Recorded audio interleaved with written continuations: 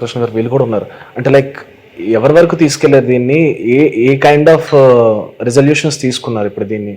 Cinema మీద ఎవరైనా memes వేసినా అది సినిమాకి ఎఫెక్ట్ అయినా ఏం చేయబోతున్నారు అనుకో? ఇదంతా ఒకటే. మేము ఏం చేయబోతున్నాం అంటే ఇవన్నీ కోఆర్డినేషన్ కమిటీలో వాళ్ళు తర్వాత ఫర్దర్ తీసుకునే స్టెప్పులు. కాకపోతే దీనికి బిఫోర్ మాత్రం ఏం చేయగలిగామంటే రిప్రజెంట్ చేస్తూ మానించి ఇది రిక్వెస్ట్ చేసాం.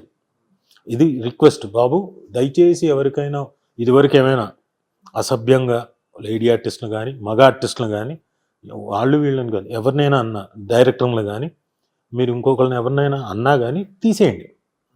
ఒకవేళ వీడియోస్ చేసి ఉన్నా కానీ తీసేయండి. అలాంటివి అంటే కనపడకుండా తీసేయండి.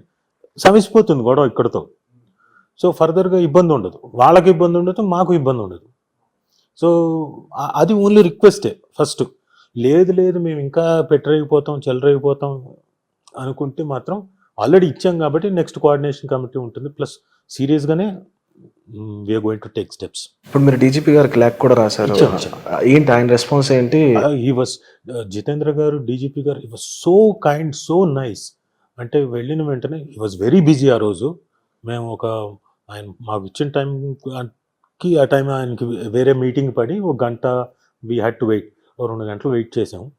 బట్ ఆ తర్వాత హీ రెస్పాండెడ్ వెరీ, అంటే మేము ఆషామాషిగా వెళ్ళలేదు, with all proofs, all letter, covering letter దగ్గర నుంచి ఎన్ని ఛానల్స్ ఉన్నాయి, ఎలా రాసినవి ఎలా ఉన్నాయి, ఏంటి, ఎవరెవరు, ఇది ఆ లిస్టింగ్ కూడా ఇచ్చారు సార్ మీరు? అంతా ఇచ్చాం. ఓకే, విత్ మొత్తం అంతా ఒక లిస్ట్ మాత్రమే కాదు, ఈవెన్ వీడియో క్లిప్స్ కూడా ఇచ్చాం. సో ఇవన్నీ పక్కాగా ఇప్పుడున్న సో కాల్డ్ యూట్యూబర్స్ ఎవరైతే ఉన్నారో విమర్శిస్తున్నారు. ఎందుకంటే somewhere you have to curtail your self. ఇప్పుడు ఇందులో ఆగిపోతుందా, ఈరోజుతో ఆగిపోతుందా ఇది అంటే లేదు. మీరు అన్నట్టు ఇదో సముద్రం. ఈ 200 ఛానల్ మేము ఐడెంటిఫై చేసింది అయితే తీసేస్తే ఇంకో 200 పుట్టుకొస్తాయి. కానీ నిరంతరం జరుగుతూనే ఉంటుంది. సో మీకేం లాభం ఉండదు.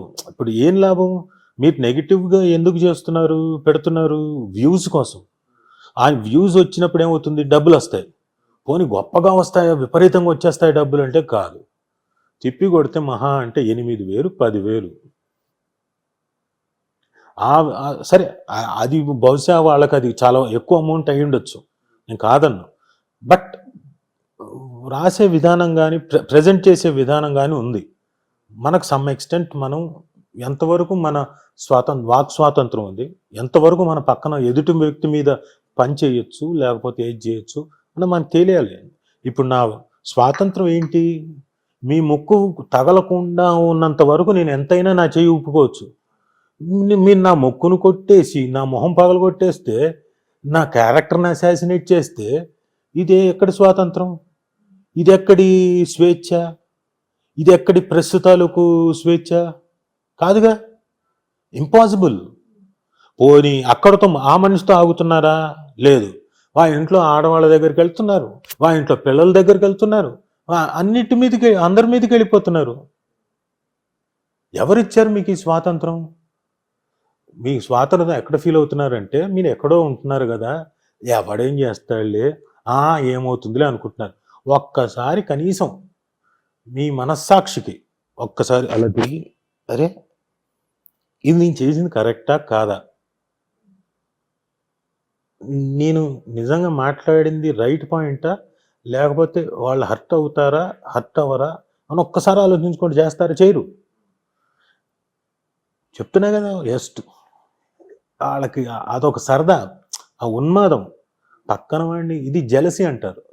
ఏమంటారంటే జెలసీ అంటే ఏమీ లేకుండా అకారణంగా కొంతమంది జెలసీ ఉంటుంది. మనకి తెలీదు అతని మీద మనకి ఎందుకు మనకు వాడు నచ్చడం ఎందుకో. వాడు మన ఫ్రెండు కాదు, వాడు మనకి పోనీ వాడు ఏమీ హాని చేయలేదు, ఏమీ లేదు. కాకపోతే వాడు అంటే జెలసీ. ఎందుకంటే వాడు సక్సెస్ఫుల్ అయి ఉండొచ్చు, ఎందుకంటే వాడి పక్కన అందమైన హీరోయిన్ పడి ఉండొచ్చు. ఇప్పుడు మొన్న ఒక